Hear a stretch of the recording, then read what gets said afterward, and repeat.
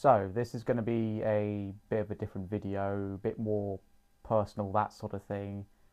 Um, yeah, so basically, video games have always been a massive part of my life, and they've always been a part of who I am, that sort of thing. And they've always helped me deal with a lot of things in life. And the main thing is with emotional parts of my life. And in recent years, they've helped me deal with more sort of traumatic things in my life, and that one of them being loss. And loss always comes to catch up with us, no matter how much of a quote unquote good life we have. It happens to the best of us. It happens eventually, and yeah, it happened to be about 4 years ago now at the time of recording this, unfortunately, and it was during like the dark times, as people call it. um, in 2021, I had a bit of a crap time in general.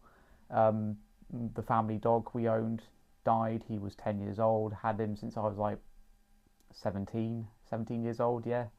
Yeah, that was hard because he was just like big part of the life of my life. And the final nail in the coffin of that year was the loss of my mum. That was hard. Um, my mum, she was a massive part of my life. Obviously, she was always really supportive of my hobbies, specifically video games, because I mean, she herself used to play games back in the day, like in the 70s, that sort of thing, in the arcades and the pubs, like Space Invaders, Asteroids, that sort of thing. Um, yeah, she was always quite supportive, and she liked like the Super Nintendo, that sort of thing. She really liked the Super Nintendo. One time she forgot to pick my brothers up from school because she was playing the Super Nintendo for too long. She was playing Donkey Kong Country and Super Mario World. She was supposed to be like cleaning the houses, like then she's like, "Oh, I'll just play on my brother's Super Nintendo," that sort of thing. Um, yeah, but after that, she couldn't really get into 3D games, but she liked watching them. Honestly, she was always quite supportive. She knew like what sort of games I was into. Like I remember like most Christmases get like a Call of Duty when I was younger as a teenager, or like the newest Assassin's Creed or something like that. Um, she knew what franchises I was into, and more often or not, she used to watch me play them. I remember her one Christmas was her watching me play Max Payne 3. I think it was just back in 20. Oh, when was it? Was it 2016? I think it was. She was watching me play Max Payne 3 because she did like a load of like washing, and she was just folding it in my bedroom for some reason. Just sat because I think I had the biggest bedroom in the house, so she was sat on the floor folding it and watched me play it, and she was quite enthralled with how good it looked with like the over the top action, that sort of thing, like action movies, because she was quite into sort of like the over the top sort of like John Woo action films too, and she couldn't quite believe it being in sort of like video game form, that sort of thing. And I remember also that she watched me play Grand Theft Auto 5 because it's a reconstruction of Los Angeles, and she went to LA back in 1981, and I remember her sort of like pointing out like various landmarks she's been to, like I think it was one bit where it's in like Vinewood. She went, she said to me, "I threw up in that fountain." I went, "Yeah, thanks, mum." But there's those sort of things that I miss, and I think in 2021 that sort of thing, there was a hole just gone after she after she passed, and there's just there was that hole missing when I was playing games, that sort of thing. And yeah, I was still living at home with my parents in my late 20s, that sort of thing. It's just the way the economy is at the moment. Living in Norfolk now with my partner, that sort of thing. But yeah, she always used to watch me play these sort of games. She used to be like quite amazed about how these games had like quite in-depth story and dialogue, that sort of thing. And there was just that hole gone at the end of 2021 after she passed, because unfortunately it was quite, well, you could argue it was quite fortunate that was quite quick when she got ill and then she passed. She had terminal cancer, but it was caught too late, and it got her quite quickly. And it was like, I think it was about 5 to 4 weeks from like diagnosis to death. That's how quick it was. Um, yeah, and after that there was this massive hole of sort of like life of the life of the party gone, if you know what I mean. And I was kind of just drifting a bit after that. I didn't know what to do because I felt like one of the main reasons of being around in Bristol was kind of gone, really, because I was very close to my mother, and because she was always very supportive of my hobbies, as I said, with gaming and all that. And when I tried to turn it into a career, well, turned it into a career, and she was always there, sort of very supportive, always there, talking to me reassuringly, that sort of thing. And that was gone. And when you don't have it anymore, I don't think you realise what you what you had, if you know what I mean. And it's just quite hard to sort of put to words because I'm trying not to burst into tears. But after that, I feel like gaming kind of became sort of like a secondary thing for me from like late 2021 throughout 2022. I mean, I would play games, but they were mostly like old ones that I'm already familiar with. I didn't really play new experiences because honestly, I just didn't have the emotion in me to do those new experiences, if you know what I mean. I resonated with games more that I didn't before, which I'll get into later. But for me, I was more just going outside, enjoying the wilderness, going for walks, riding my bike. Um, Getting back into comic books was one that I got into, sort of like an early sort of midlife crisis in my late 20s, if you know what I mean. I'd say early midlife crisis, but I was like 28, 29, and I got back into reading Marvel comics, that sort of thing, because I just picking up stuff from like this charity shop that I knew in Bristol, which was a bookshop, and they used to sell them in like bundles of the comic books. So I picked up like the Punisher and Daredevil, and yeah, after that, I started to slowly get back into games, mostly like with my Switch, and started to invest in games that I didn't really sort of get into before. So I'll talk about that in a minute. So games that I kind of resonated more with after the turn of events happened. Um, the first game I probably say that's obvious in my mind that stuck out that really kind of helped me with the situation was Death Stranding. Death Stranding's quite a melancholic sort of experience in general. It's about dealing with loss of loved ones and just death in general. I mean, it's kind of in the title, really. Um, but I resonate with Sam Porter Bridges'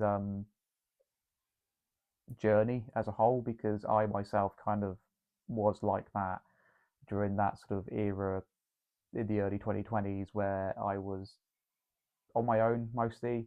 I had my family, my dad and my brother and stuff to help to support me, that sort of thing emotionally. But in general, I would just be on my own, just kind of like walking loads. I would walk like ludicrous miles, like 8 to 10 miles a day, just to kind of get things out of my mind, uh, that sort of thing. I mean, to be honest, I was walking all those miles while I used to drink heavily as well back then, and yeah, Death Stranding really resonated with me because of the whole theming of like Sam not wanting to be touched, not to be um, he didn't want to talk about things really. And I was kind of in that sort of scenario where I just didn't want to talk to anyone. I didn't want to be touched. I was very hesitant to give people hugs back then because before that, um, I was always willing to give people hugs. I was kind of like a happy-going guy. I am now. Not to say that I don't have my moments of emotional sort of turmoil because I do, but fortunately, I have a very supportive partner that helps me through those moments now. Anyway, Death Stranding, I got given in 2020. I remember that being a game that really helped me, but initially, it really helped me, but initially, I wasn't. I liked it, but I wasn't a fan of it in 2020. But I replayed it again at the end of 2021 and early 2022, and it resonated with me more. I didn't finish it, of course, because I was struggling to play newer games, as it were, because I would just fall back to the old ones that made me feel better.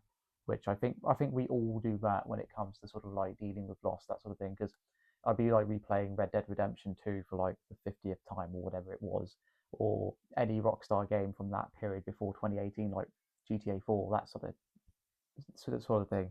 Um, yeah, Death Stranding was more of an eye opener when I replayed it again in 2024. It got to me, and getting to play the second one this year, it was a more of an eye opener because it was about you've got people around you to have emotional support with, and it's it's brilliant. It's beautiful. Both games are beautiful pieces of art, and I'd recommend it if you're kind of struggling with like emotions, that sort of thing, because it really sort of highlights certain things. I mean, it's also silly, but it knows when to be serious, but it knows when to put on the laughing mask, if you know what I mean. And quite a few games. I mean, there was one game that got me through. It was like the first sort of newer game that I finished, and this might sound silly, but Far Cry 6 I played in early 2022, finished it on PlayStation 4, um, replayed it again recently on PS5. Um, I know what people have their ups and downs about Ubisoft Far Cry games, but it was one of those games when I was in that sort of emotional turmoil that I could just turn on and zone out for a bit, sort of embrace the warm sunshine of Yara as I cruise along with my little dog Chorizo in the passenger seat of my car, and just have the sort of levity that I needed at that point with the over the top action. Quite funny humor in that game, but there was also quite serious topics with Anton Castillo with his own health problems in that game, which is to do with the overall narrative of why he's a dictator and what he does in Yara. But I won't spoil it if you haven't played it because it's only what at the time of recording a 4-year-old game, and I just liked that sort of like comfort, as it were, when I wasn't feeling the best when playing through that because um, Far Cry is one of my favorite games. Then my mum always knew that it was one of my favorite games. Like with Assassin's Creed, she knew like the companies that would make these games because she may have not been like hardcore into games, but she always used to listen to my rambles about the games industry, that sort of thing. Because she, not to say she feigned interest, but she was always interested in what I had to say and what my experience was with certain games. And she knew what my favorite franchises were, and Far Cry was one of them that she knew what they were. And Far Cry 6 was just that comfort game I could get into, and it helped me deal with it. Um, I always go back to old games as well. As I said, that's always a really cool way to deal with, I'd say cool, a good way to deal with loss is to go back to familiarity. Familiarity is always good because again, like I said with Far Cry 6, comfort helps you through those times, and I think nostalgia also helps you through those times too because um, I would go back to play like games like Red Dead Redemption, the original. Um, that was one of the games that kind of took me back to when I was younger, when I was about 17 years old. My mum was quite fascinated with how well written and acted the dialogue was in that game. And it just took me back to a moment when I was younger and everything was okay still, as it were. I mean, I was like doing my A levels at that point when Red Dead Redemption 1 came out, but it took me back to a better time, and the same with like replaying Spyro, the Reignited trilogy as well. It's one of those games that takes me back to my childhood because I was about 5 years old when the original Spyro came out. I remember vividly my mum tried to play it, but she couldn't get the hang of 3D games at all. She just couldn't really sort of understand movement and camera controls. She liked the look of it. That's why she wanted to play it initially on the PS1. And but she just couldn't get, she couldn't get the gist of um, camera controls and movement, as it were. And I went back and played the first one specifically in the Reignite trilogy during that period because, again, it's this brings back memories of my childhood and of my mum still being around, that sort of thing. And yeah, it's just one of those things that always makes me feel giddy whenever I boot that game up. And it just brings me joy, and it's this one of those things when you're dealing with those sort of emotional things of loss, you want those sort of comforting distractions to sort of deter you from. I mean, it's always healthy to let your emotions out, to cry. I will say this: if you need to let your emotions out, please don't bottle it up, because I had a bad habit of doing that during that period until like I would knock a glass over and break it and I'd burst into tears, that sort of thing. I do implore you, if you do need to cry in any sort of emotional circumstance, just do it, because it helps. It helps immensely. Don't let anyone tell you otherwise, because it helps. It's like if you shake up a bottle of Coke and don't open the cap. If you keep it building up, it's just only going to get worse, that sort of thing. But anyway, there's just lots of comfort games I like to go back to, like Oblivion is another one.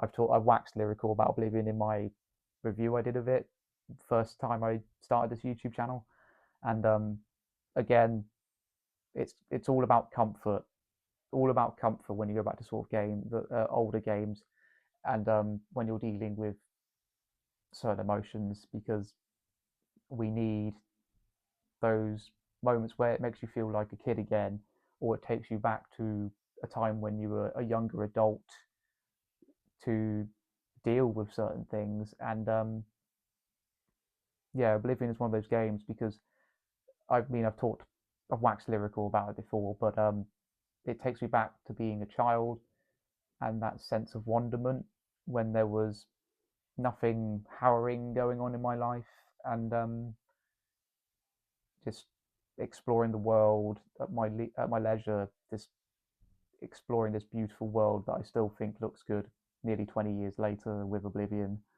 And takes me back to a better time when I used to sort of like not really go out when I was a kid during half terms, that sort of thing. And I just probably stay in like all weekend and play video games. And my mum was always all right with that. She would always poke me just to go outside for a little bit to stretch my legs, that sort of thing. Like I'd have my bike, that sort of thing. Even when I was younger, I used to cycle. Um, but she was all right as long as I didn't spend too much time, as long as I read a book or something like that. I used to go out and enjoy the fresh air, that sort of thing.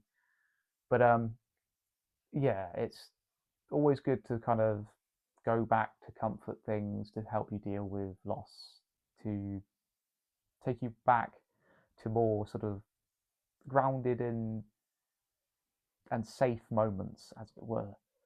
Um, and sometimes it's always good to revisit an experience that you may have not gelled with particularly well. Um, but yeah, I'll try and wrap this up before I start bursting into tears. Um, always the one thing I will always say is try and talk to someone. Try and talk to someone, because hindsight's always such a wonderful thing. Um, I should have talked to someone professionally. I didn't. I should have talked to someone in general about my sort of problems when my mother passed. Um, but as I said, I had family, had some friends around to help me out with those moments. Um, I was fortunate enough for that. Not everyone has that. Um, but always try and talk to someone, whether it be loss or any sort of emotional trauma you go through, because it helps. It helps immensely. I remember around 2022 when I was feeling pretty low is when I started talking to my partner online, because we met online, and she helped me, and now I live with her. But yeah, it's always good to talk to someone, and I'm not saying use video games as like a sort of like complete distraction tool, but with any sort of emotional part of your life, entertainment's always good to take you back to those comforting areas of your life. Um, Same as when I started to get back into comic books in 2022, that sort of thing. But yeah, that's just me with my more personal video. No flashy editing, just me talking to a camera for about 20 odd minutes. This is probably going to be another long one. Thanks for listening to my personal story, and I haven't burst into tears in this one, so that's a record of this take. Um, Thank you for listening. Of course, just let me know down below if video games have helped you with any emotional parts of your life, and I will see you all later.